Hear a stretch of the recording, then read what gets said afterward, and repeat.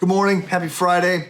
I will remind you that I am a day behind you on everything that's going on. And as of today, Thursday, things remain somewhat fluid.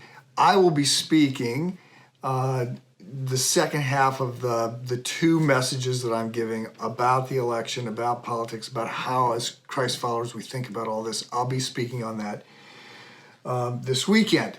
So I am focused today on the last part of Hebrews chapter 12. So we've been finishing, we looked at these four admonitions that come out of everything in the first 11 chapters of Hebrews. In light of who Jesus is and in light of what he's done, right, there's this call to do these things. And yesterday we were looking specifically at this idea of not being like Esau. Sin is short-term thinking.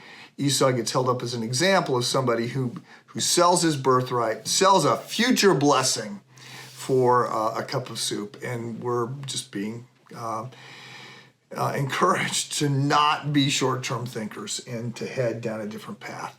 So we move on from there. And we now have the writer revisiting a sort of a terrifying moment. I'm going to read it for you, and it goes out of the Jews' trip to Mount Sinai. After they've left Egypt, Moses has led them out. They were slaves. They cross the Red Sea. They head to Mount Sinai, where where the whole nation is going to sort of come into the presence of God. And it's a terrifying moment for them. I'm reading Hebrews chapter 12, verse 18. For you have not come to what could be touched, to a blazing fire, to darkness, gloom, and storm, to the blast of a trumpet, and to the sounds of words. So he's saying, look, our situation, your situation now is different. He'll explain that. But he's describing what happened back at the time of the Exodus. You have not come to this horrifying moment where God shows up in the thunder and in darkness. Those who heard it begged that not another word be spoken. They didn't want to hear God's voice again. It terrified them, for they could not bear what was commanded. The appearance was so terrifying that Moses said, I am trembling with fear. So even Moses was overwhelmed. And by the way, the people, after this first sort of time that God meets with them, the people will say to Moses, we're not doing that again, right? You go on your own. You go visit with God. Come down and tell us what he says. God's goodness is too overwhelming. It's too terrifying. Reminds me, God is God. He's not safe. The great line from the Chronicles of Narnia, spoken over and over, where Lucy finds out that Aslan, the Christ figure, is a lion. And she goes, oh my goodness, I had no idea he was a lion. Is he quite safe? And the beaver, Mr. Beaver, says, safe? Who said anything about him being safe? Of course he's not safe. But he's good, I tell you. He's the king.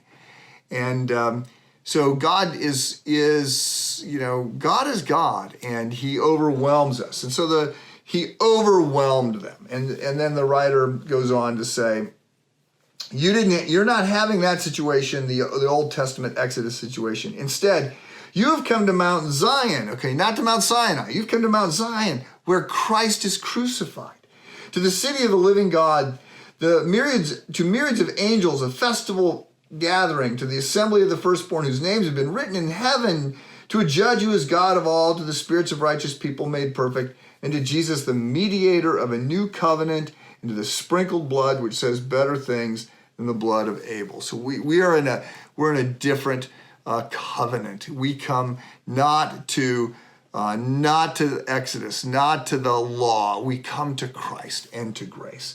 And so in light of that, then in the last part of Hebrews chapter 12, he says, in light of this, see to it consequently that you don't reject this offer.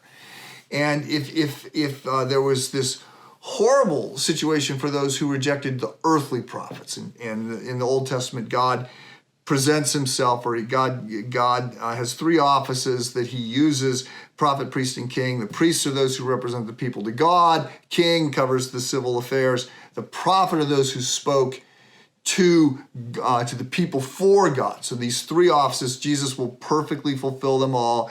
He is the one whose voice is the voice of God. He is our high priest who represents us to God. He is the King of Kings. So all of these are sort of foreshadowings of Christ. But he says, look, if